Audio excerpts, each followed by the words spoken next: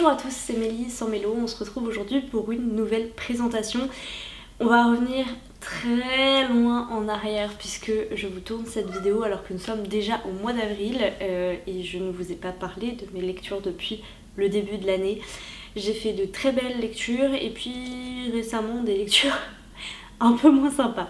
Le chat est complètement hystérique parce qu'il a faim, mais c'est pas l'heure, voilà. Je vais commencer avec un livre pour lequel j'ai pris des notes et que j'ai laissé en France. C'était ma dernière lecture que j'ai faite en France.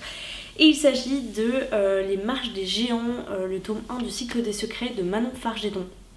Et ça a été une lecture, un pur délice. Par contre, comme ça fait longtemps que je ne l'ai pas lu, je vais juste vous lire le résumé parce que moi-même je ne serais pas capable de vous en faire un qui soit assez intéressant.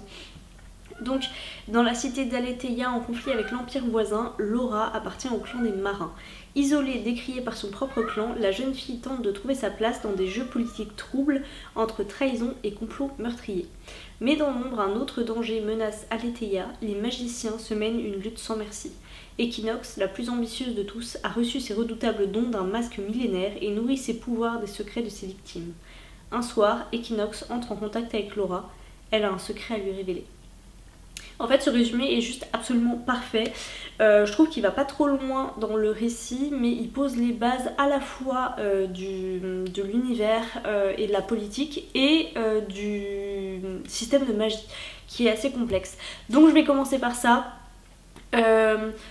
C'est un univers complètement nouveau. Manon Fargéton est incroyable dans la création de ces univers.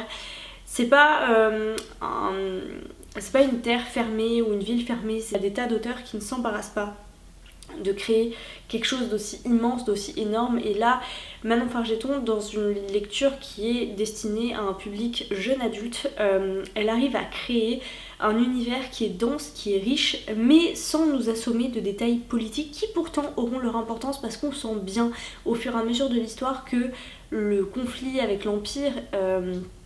Et d'ailleurs, il y a des personnages de l'Empire que l'on voit, on sent bien que ça monte en pression entre les deux pays.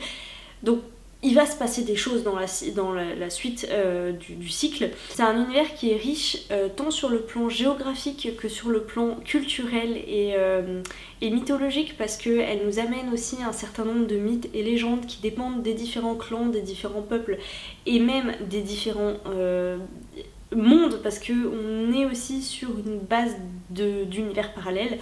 On ajoute à ça un système de magie que j'ai trouvé extrêmement original. Moi je suis loin d'avoir lu tout ce qu'il y a à lire en fantasy, donc je ne peux pas dire si c'est quelque chose qui existe ou qui n'existe pas. Moi pour ma part je n'en avais jamais croisé comme ça. C'est un système qui se base sur le secret, donc les magiciens maîtrisent des secrets et plus ce secret est partagé, moins il a de pouvoir.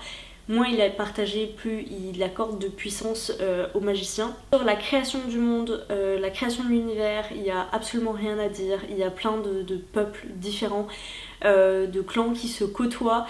J'ai adoré le système politique qui est présenté aussi. C'est pas vraiment une démocratie, j'ai plus l'impression que ça tombe sur une forme de tirage au sort mais par clan, donc c'est super intéressant de voir ça. Mais il y a un roi quand même, je crois.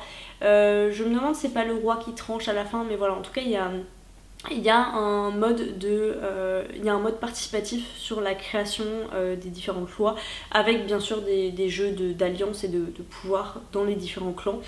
Donc on est vraiment sur quelque chose de dense, mais de léger à la fois, c'est-à-dire que c'est pas difficile à comprendre, tous les éléments sont bien amenés au fur et à mesure, de façon subtile, et c'est encore une fois toute la force de Manon Fargéton. J'aime beaucoup la plume de Manon Fargéton, je commence à avoir lu pas mal de ses livres, alors pas tous, mais une bonne partie, et à chaque fois c'est quelque chose que j'aime beaucoup chez elle. Voilà, je dirais que c'est une plume légère. Alors, elle n'est pas simple, parce qu'il y a des plumes trop simples que j'apprécie pas du tout. Elle n'est pas non plus trop chargée, trop complexe. Je trouve qu'il y a un juste milieu qui est bien trouvé. surtout pour un public d'ado. Elle a une maîtrise de sa narration qui lui permet d'approfondir l'univers de façon assez incroyable, mais sans donner, sans l'alourdir avec des choses inutiles. Il y a vraiment un juste équilibre entre le dialogue direct et le dialogue indirect. Il n'y a pas de... Par exemple, elle donne pas des noms qui seront pas forcément utiles par la suite ou qui juste alourdiraient le récit et donneraient des détails en trop qui serviraient à rien.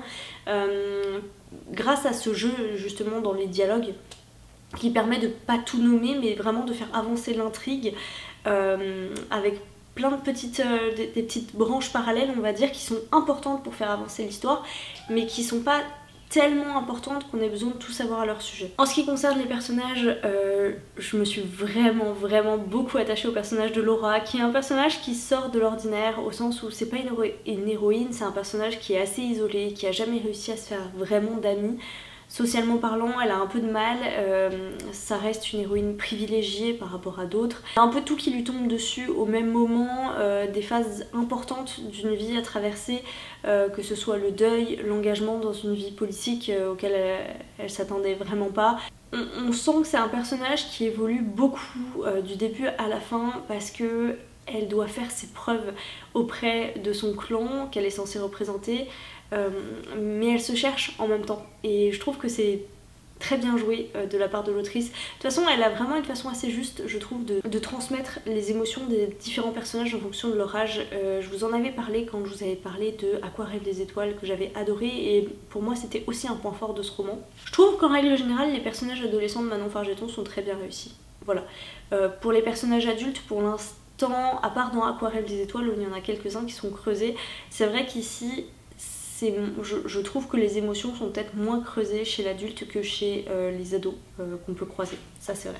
J'ai noté quelques points, et là c'est encore une réflexion que j'ai fait au sujet d'un roman de Manon Fargeton, d'arriver à faire de sujets politiques et sociaux des non-sujets, c'est-à-dire vraiment les amener, les intégrer à ces univers de façon à ce que ce soit des choses qui soient engagées dans notre société à nous, mais dans les mondes qu'elle crée, ce sont des non-sujets. Voilà, ce sont des choses qui existent, qui sont acceptées et qui sont normales ou pas normales. Elle déconstruit certaines choses.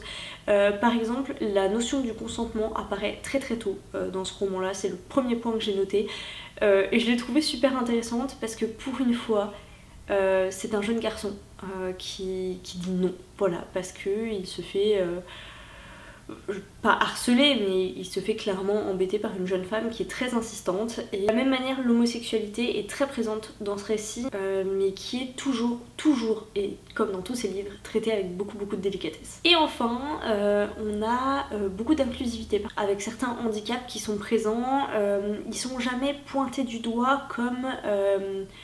un peu comme pour respecter un quota. C'est un peu ce que j'avais ressenti dans un des romans d'Estelle Faye que j'avais beaucoup aimé par ailleurs. J'essaierai de vous mettre la couverture mais je me souviens plus du titre là. C'est un peu ce que j'avais regretté, c'est d'avoir des personnages qui présentaient des handicaps, ce qui en soi est très bien. Mais j'avais l'impression qu'on pointait ces handicaps en mode regardez cette personne là est handicapée mais elle fait partie de notre groupe et on l'intègre tout ça. Plutôt juste que on est conscient de ce handicap parce que ça a une raison dans l'histoire. Je sais pas si vous voyez, pour moi il y a vraiment une différence. Et d'ailleurs c'était beaucoup plus réussi dans la dernière Amazon d'Estelle Faye. Mais bon voilà, on n'est pas là pour parler des romans d'Estelle Faye, mais pour celui de Manon Fargeton, en l'occurrence c'est très bien amené, c'est-à-dire que ce sont des choses qui ne sont jamais... ça fait pas partie de la définition et des caractéristiques des personnages, mais ce sont des éléments qui sont amenés au moment où dans l'histoire on se dit ah bah telle personne ne me répond pas parce que en fait elle n'est pas en capacité de le faire. Donc énormément de points positifs pour ce roman, s'ajoute à cela une intrigue qui est peut-être un peu lente mais pour moi c'est pas du tout dérangeant, c'est un tome 1, c'est la mise en place, il y a plein de choses qui se passent d'un coup et j'ai adoré. J'ai adoré, j'ai passé un super moment. Je l'ai dévoré ce livre, ça faisait longtemps que j'avais pas dévoré. Il est quand même assez conséquent, un livre aussi vite. Je trouve qu'il est extrêmement adapté à la classe d'âge qu'il vise, mais que les adultes y prendront aussi beaucoup de plaisir. J'attends le tome 2 avec impatience et pour tout vous dire, il sort, il me semble, le 1er juin en France. C'est un livre sur lequel j'avais pas pris le hardback parce que honnêtement, c'est grave la mode des hardbacks en ce moment. Et il était cher, et je partais en voyage, et c'était lourd, etc. et je regrette de ne pas l'avoir fait. Voilà, pour autant les deux couvertures sont très très belles, la couverture du tome 2 est aussi très belle en brochet, donc il n'y a aucun souci, je vais continuer la collection en brochet, mais c'est vrai que ce livre là je n'aurais pas, enfin si je l'avais lu avant de l'acheter j'aurais pris le hardback, sans hésitation, parce que c'est vraiment un excellent roman, c'est un très très bon début de trilogie, super univers, super personnage, la plume nickel, enfin voilà, que du point positif, je vous recommande à fond ce livre, voilà. Alors, de quoi je dois vous parler ensuite? Ah bah oui, parce que bon, ça c'était que le premier les gars. Le Prieuré de l'Oranger, on va le faire mais rapido parce que ça y est, malheureusement j'ai déjà plus vraiment de souvenirs de cette lecture, ce qui est un peu dommage. Enfin, je me souviens des grandes lignes et ce sera suffisant, mais du coup ça veut dire qu'il faut vraiment que je lise la deuxième partie très très vite.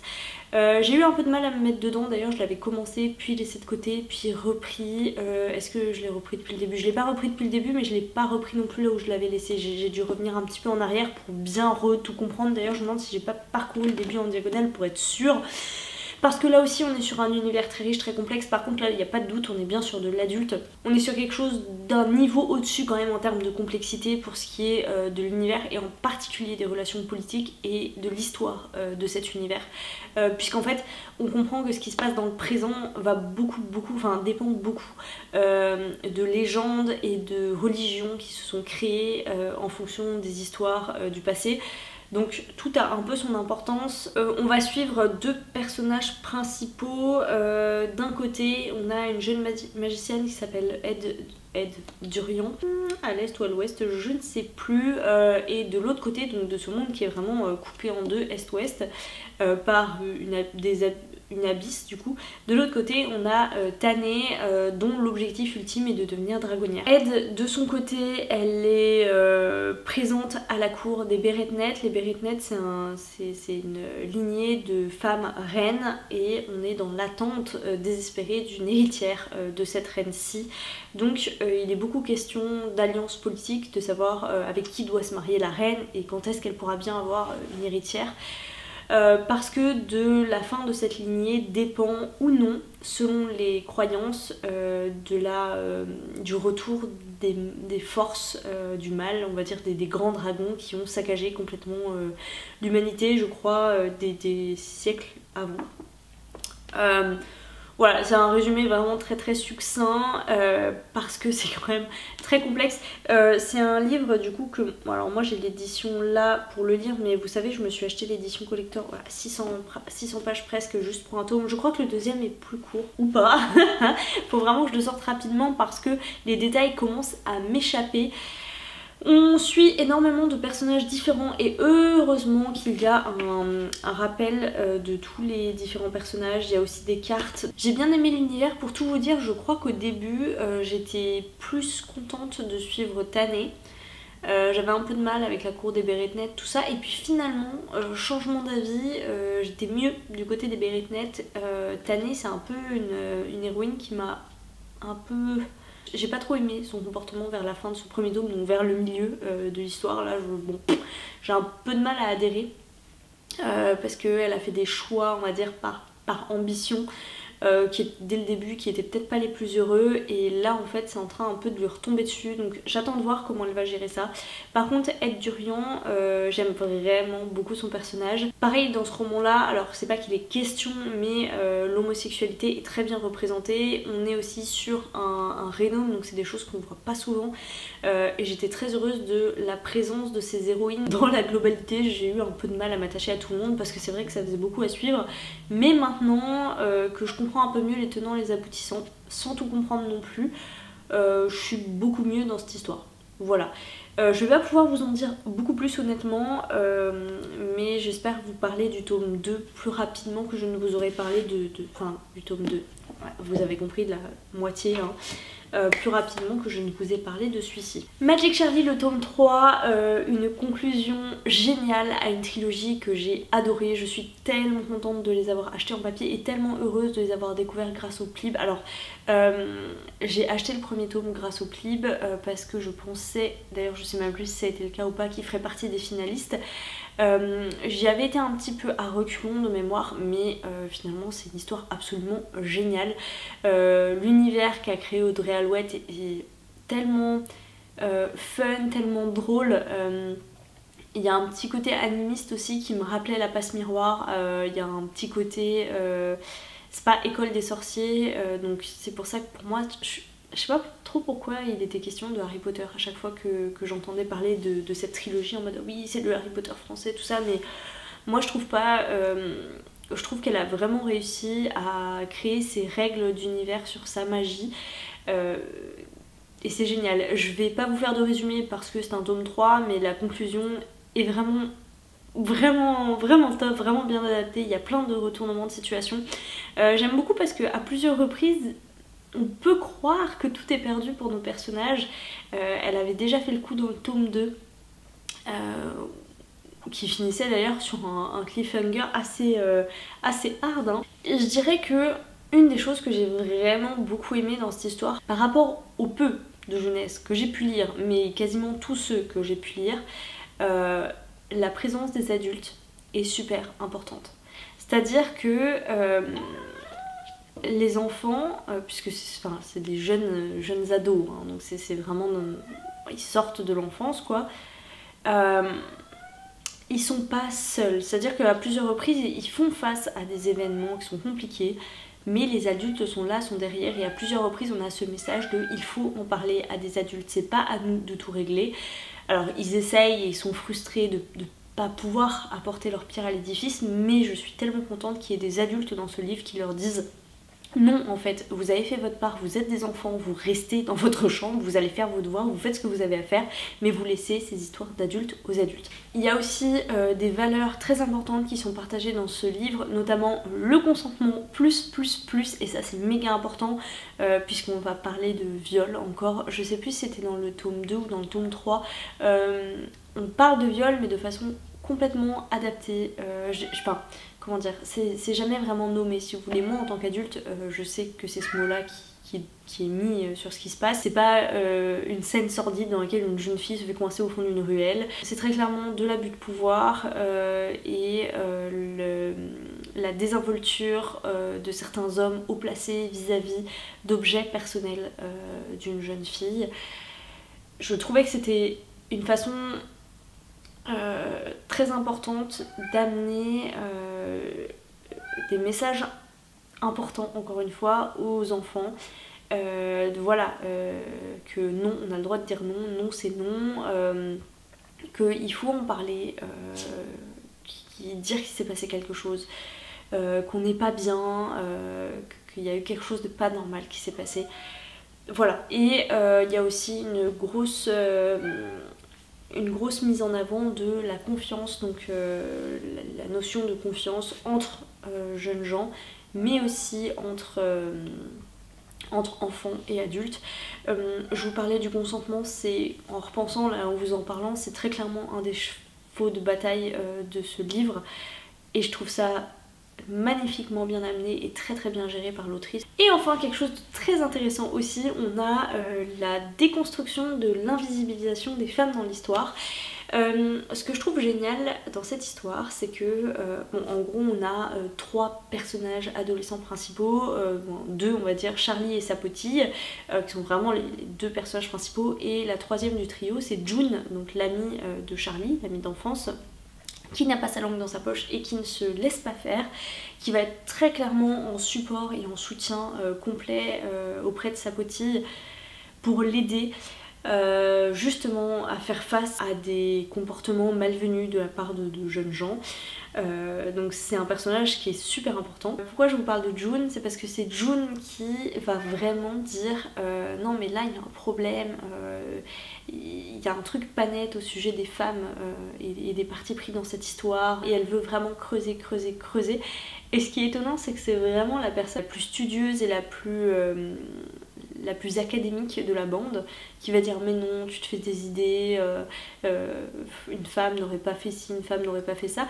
Et du coup j'ai trouvé que c'était très intéressant de voir que, alors oui déjà il y a des femmes qui se tirent elles-mêmes dans les pattes, et que Sapoti elle est là avec toutes ses considérations, tout ce qu'elle a trouvé dans ses bouquins, et elle est du coup complètement incapable complètement, enfin incapable d'imaginer que les femmes puissent avoir fait des choses impressionnantes alors qu'elle a l'exemple de la grand-mère de Charlie, alors qu'elle-même se bat pour être la plus jeune magistère je crois, je sais plus, ou élémentaire peut-être. De sa génération. Donc voilà, une conclusion parfaite à une trilogie vraiment super sympa, jeunesse, très abordable, avec plein de beaux messages et de belles valeurs, donc je recommande à fond. On a fini avec mon mari Le Crépuscule et l'Aube, on l'a lu très vite relativement aux autres, donc c'est le préquel au Piliers de la Terre de Ken Follett. C'est un roman historique, le narrateur était plutôt sympa, même s'il change à chaque fois, ça m'embête, mais bon, c'est pas grave, le narrateur était plutôt pas mal. Je voulais vraiment le découvrir parce que ça se passe autour des Vikings. C'est dans les années entre 997 et 1050, quelque chose comme ça. Donc essentiellement en Angleterre, mais on a une personnage féminine française, normande, hein. On va y suivre 3 personnages, c'est un peu le mode de fonctionnement de Ken Follett. D'ailleurs, c'est pas que ça devient répétitif parce que c'est des époques différentes et à chaque fois en termes historiques c'est super bien creusé. Mais voilà, il y a un peu comme un schéma qui se répète. Donc on a un jeune homme du commun, plutôt milieu commerçant, donc là en l'occurrence c'est Edgar. Son village vient de se faire raser par les Vikings, donc il doit avec ses frères et sa mère partir dans une petite ferme pour essayer de juste pour survivre en fait, parce qu'ils ont plus de bois, ils ont plus rien pour construire des bateaux, ils ont plus d'argent, donc ils sont vraiment mal. On va suivre Ragna, c'est une jeune noble dont on attend qu'elle accepte de se marier quand on lui aura demandé, sauf que elle cherche l'amour déjà, et ensuite c'est une jeune femme extrêmement cultivée, ce qui n'est pas du tout attendu des femmes à l'époque, qui tient à avoir un engagement auprès de son mari dans la gestion de domaine, sur à quoi elle est très performante franchement. Et enfin on va suivre le personnage religieux de cette histoire, parce qu'il y en a toujours un, et donc là c'est Aldred, qui est un moine un peu rêveur, un peu idéaliste, et dont l'objectif principal c'est juste de créer une espèce de grand scriptorium je pense, enfin voilà, de rassembler le plus d'ouvrages possible et imaginables, et d'apprendre, d'en faire un peu une école et un lieu absolument incontournable en Angleterre. Bien sûr ça va pas se passer comme prévu parce qu'il y a les antagonistes qui sont vraiment, je dirais le défaut c'est qu'ils sont un peu méchants parce qu'ils sont méchants, hein, voilà, parce qu'ils sont avides de pouvoir. En fait je dirais que c'est un peu trop manichéen pour moi, il y a les bons qui sont gentils parce qu'ils ont bon fond, et il y a les méchants qui sont méchants parce que ils ont mauvais fond en fait, et c'est comme ça. Il y a là aussi beaucoup de retournements de situation, il va se passer plein de choses. C'est une belle histoire d'amour qu'on croirait impossible. Tous les personnages sont très chouettes, les descriptions des vies, des lieux historiques, j'ai trouvé ça super intéressant. Je dirais que mon seul petit regret, parce que c'était un peu pour ça que je le disais, c'était la faible présence et faible importance des Vikings dans toute cette histoire, mais le reste était vraiment super bien. C'est pas mon préféré, je pense que mon préféré ça restera les Piliers de la Terre, mais je pense qu'il est situé pas loin derrière. L'époque médiévale me convient mieux je trouve que le dernier qu'on avait lu de lui, qui se passait dans les années 1500 je crois. Et on lira bien sûr le suivant, mais pour l'instant on a commencé le Gang des Rêves, donc faudrait qu'on avance. Je vais finir cette présentation parce qu'elle commence à être un peu longue avec une super lecture. Donc là en fait on est vraiment sur 4 livres avec lesquels j'ai passé des super moments. Donc c'est vraiment par la suite que ça s'est un petit peu dégradé. Je vais vous parler de The Kingdom of Copper, le deuxième tome de la trilogie de Daevabad. J'ai toujours pas acheté le tome 3 parce que j'ai décidé de l'acheter au moment où je le lirai. Et j'ai pas envie de le lire tout de suite because c'est trop bien. Ah oui, j'ai noté un seul truc. J'ai noté que la transition entre les chapitres était super bien faite et permettent d'amener de façon subtile des éléments qui seront super importants pour la suite de l'histoire. J'essaierai de vous remettre bien sûr en barre d'infos mon avis sur le premier tome qui avait été un gros coup de cœur. Ici aussi j'ai passé un super moment, je trouve qu'on n'a pas l'effet deuxième tome où il se passe un peu pas grand chose et c'est de la transition. L'histoire avance vraiment de fou. On va retrouver Nairi qui au début du tome 1 était persuadée d'être une humaine normale dont le seul rêve était de devenir médecin dans un monde on ne peut plus classique jusqu'au moment où sans faire exprès elle avait invoqué un djinn du nom de Dara. Il s'est passé tout ce qui s'est passé dans le tome 1, lisez-le absolument, il faut lire cette trilogie. De toute façon là on a tout dit, l'Orient, les djinns, que demander de plus, et j'ai pas lu énormément de romans de ce type. J'avais adoré Rebelle du désert, donc là en fait pour moi on est sur un Rebelle du désert upgrade niveau adulte. On a de la romance, on a de l'émotion, on a des sentiments, mais à côté on a aussi beaucoup de politique. On a toujours Nairi qui est un personnage parfois qui m'agace un peu, mais qui a pas sa langue dans sa poche, qui a vraiment énormément de volonté, qui fait contre mauvaise fortune bon cœur, c'est-à-dire qu'elle est arrivée à un stade où elle est presque otage en fait de la famille dirigeante. Il y a les Katani, on ne sait plus. Donc elle est un peu otage de cette famille dirigeante puisqu'en fait elle est la dernière à avoir des pouvoirs de guérison, donc on lui demande de rester au palais et elle passe sa journée à apprendre comment soigner et à soigner des gens, enfin des djinns de façon plus ou moins réussie. Donc finalement ça la rapproche un peu de son rêve initial, mais elle va aller beaucoup plus loin dans ce rêve malgré tous les obstacles qui vont se dresser sur son chemin. On n'oublie pas la présence de Dara au fond de son cœur, on n'oublie pas la trahison suprême du prince Al-Qatani qui était son ami dans cette situation où elle était coincée et savait qu'elle allait devoir épouser le frère du prince Al-Qatani. Bref, on continue dans la même lignée, on sent qu'il va y avoir un chamboulement monstrueux qui se planifie tout au long du roman. Il y a énormément de tensions politiques entre les différents clans de djinns avec du terrorisme, des tueries. On retrouve les personnages qu'on adore. Je dirais qu'un des gros point positif de ce roman, c'est que tous les personnages ont leur part d'ombre, c'est-à-dire que Ali, c'est un personnage, c'est assez particulier parce que c'est un des personnages principaux, donc on a des chapitres où il est narrateur interne, mais dans les autres chapitres on le voit à travers les yeux des autres personnages et on se dit, malgré son profond sens de la justice, son envie d'équité et toutes les luttes qu'il suit dans ce sens, ça n'en reste pas moins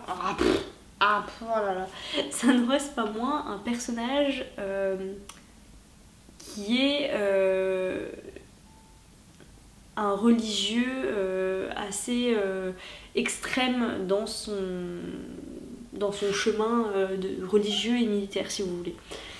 Donc là-dessus j'ai trouvé ça assez intéressant en fait, parce que tous les personnages ont vraiment une part d'ombre qui n'est révélée, enfin dont ils se défendent plus ou moins, dont ils ont plus ou moins conscience, mais on est loin d'être sur des personnages tout blancs ou tout noirs, ce que je reprochais un peu à notre amie Ken Follett, et je pense que ça en fait une grande force du roman, sans compter bien sûr l'univers que j'adore, les clans de djinns que j'adore. Oui, je joue avec sa queue parce qu'il me gave. On a tellement d'éléments qui nous plongent dans cette culture orientale. Les descriptions architecturales, les descriptions des vêtements, les descriptions de la bouffe. Donc ça c'est vraiment pour moi un point super important. Vous savez que j'adore les descriptions et alors avec celle-ci je me sens mais complètement plongée dans cet univers que j'adore.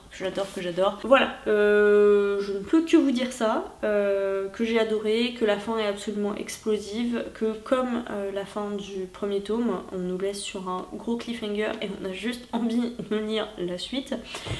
Et donc voilà, je rajouterai vraiment parce que je pense que à la toute fin c'est ce qui résume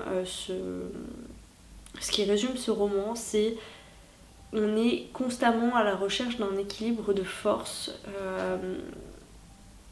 Tous les personnages ont leurs raisons qui leur paraissent extrêmement bonnes d'agir, que ce soit parce que le passé les pousse à le faire, par conviction profonde pour leurs différents peuples, et finalement j'ai l'impression que on se retrouve avec un tout petit noyau de personnages qui se dit ok, il y en a marre de se rendre coup pour coup parce que là voilà il y a un clan complet qui va disparaître, mais du coup qu'est-ce qui va se passer dans 2 siècles, 3 siècles, 10 siècles, ça va être peut-être complètement inversé, et donc eux ils vont se venger, ils vont anéantir un nouveau clan et on va repartir sur un cycle de violence et des guerres encore. Bref, je vais arrêter de m'emballer. Lisez cette trilogie si vous ne l'avez pas déjà commencé. Moi je ne l'ai pas encore terminée. Cela dit, j'ai vu que l'autrice avait sorti un autre livre. Je ne sais pas si c'est une série ou pas, mais j'essaierai de vous mettre la couve par ici. Il faut que je me le procure, lui aussi. J'espère que les 4 romans dont je vous ai parlé enfin, voilà, que ce que je vous en ai dit vous a donné envie de les découvrir, parce que franchement c'était 4 très bonnes lectures, donc que du positif. Et puis en attendant une prochaine vidéo, bien sûr que je vous attends dans les commentaires pour discuter de tout ça, et puis je vous souhaite aussi de très belles lectures.